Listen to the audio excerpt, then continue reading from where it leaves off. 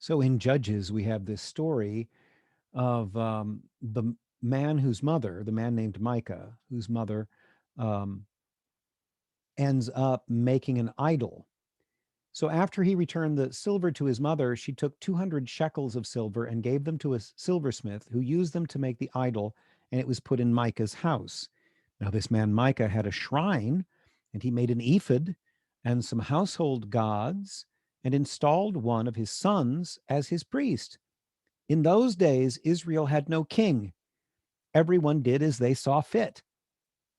A young Levite from Bethlehem, who had been living with the clan of Judah, left that town in search of some other place to stay. On his way, he came to Micah's house in the hill country of Ephraim.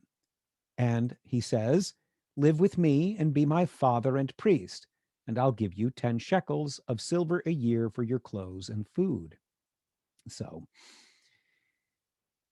the idol that's been made from the silver, it's not clear whether it's a false god or an idol of God the Father. Either way, it's a graven image, which the Jews were not supposed to make.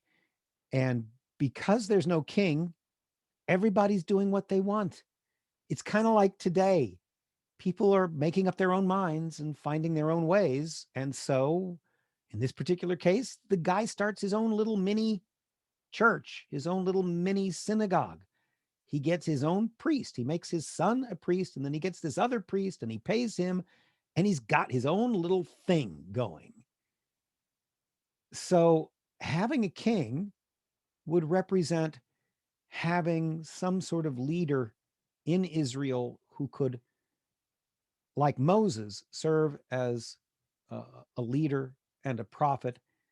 A king would serve not only a political function, but also a unifying cultural function to help remind these people that they are worshiping together, but not individually on their own. It's not just a series of people. One of our monitors lives in Kingman, Arizona, and I've been to Kingman.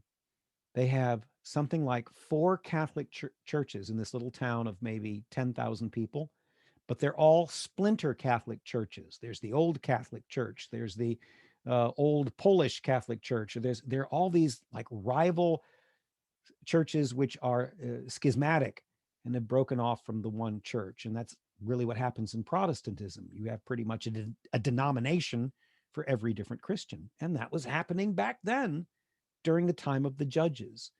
So, because of the lack of unifying leadership, you have a kind of radical individualism going on, which we read about in this particular chapter of Judges.